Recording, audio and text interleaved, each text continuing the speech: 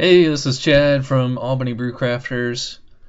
Going solo this time, reviewing a fellow Albany Brew Crafters member's beer. His name's Josh, fairly new member. I've had this beer before. He calls it a Trois Ale. I don't know if that's the name or just like the description. I'll put a link to his recipe on brewtoad.com. But anyway, so it's got a lot of Pilsner malt, pale wheat, sorry. And it's a little Victory and honey malt for specialty. All Nelson Sauvin hops. Only 1 ounce in there for 10 minutes. And then there's 2 pounds of pureed raspberries and blackberries that he had in the secondary for 2 weeks.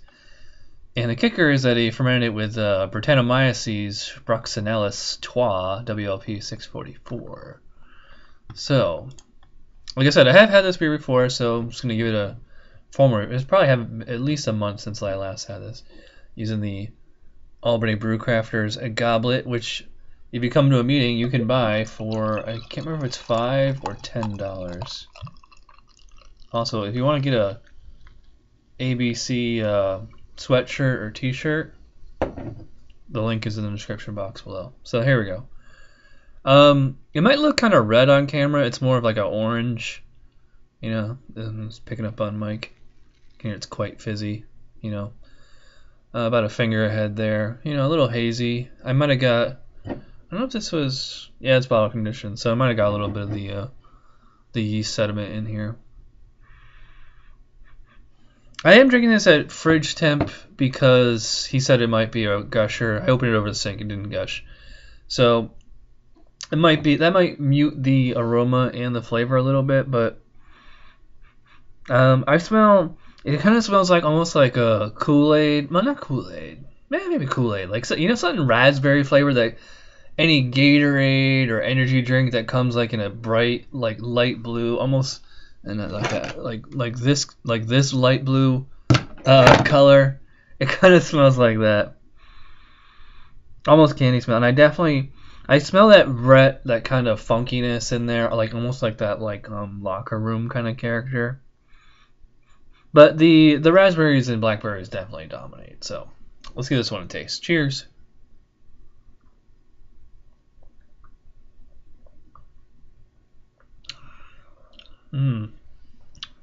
Wow. It's a very wine-like quality. I mean, it might smell like an energy drink or something like that. It does not taste like one, thankfully. It tastes like real raspberry and real blackberry. I mean, it should, because that's what he used in it. It's not just like artificial flavoring, as far as I know. It's hard to put my finger on it as far as like, I should have just asked him this, like what if we were going BJCP style, if he would categorize this as something, or we just do it under 23A, which is specialty beer, which is probably what I would enter it as if I was entering in a BJCP competition.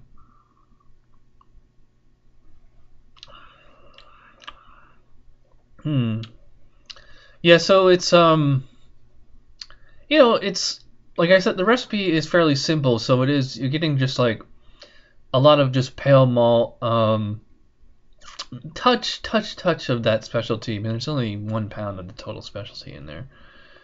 You know, giving like a little bit of like, you know, I don't want to say carrot, like it's not any specific taste per se. It's just kind of like that dark malt, or I should say like more like an amber malt kind of flavor. The fruitiness is in there immediately. Like I think it's like the first thing I notice. Then you kind of get like the malt. Those Nelson Sauvin hops. Those are usually really like juicy kind of hops. They're usually very like orange. Not so much on the bitterness. In fact, it says it's only at 0.2 IBUs.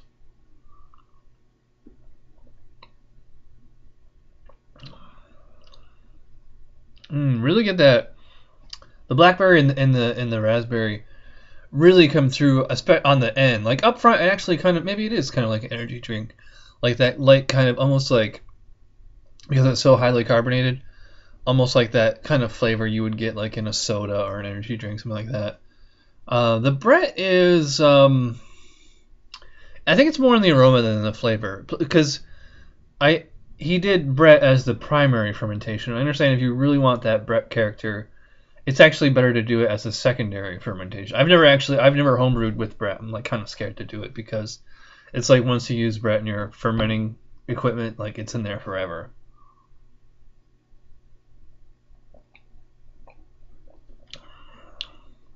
Mouth feels a little thin. Feels like a little undercarbonated. I don't know if you can still see it. Yeah, I mean, there's slowly rising carbonation bubbles in there. It's pretty crisp. Has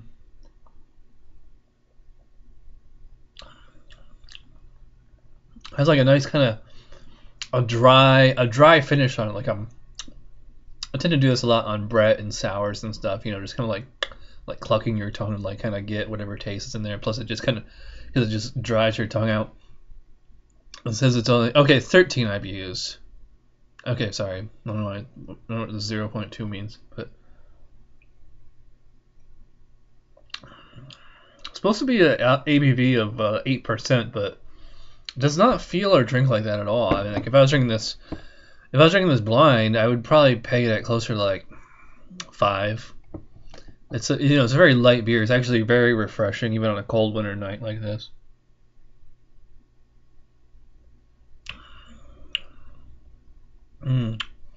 Yeah, I think that Brett works with the raspberries and the blackberries to like give it like a nice kind of tartness.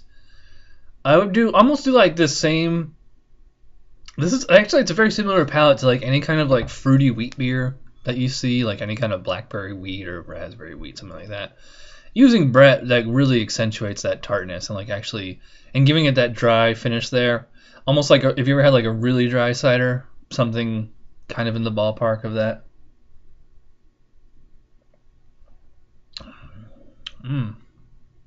Yeah.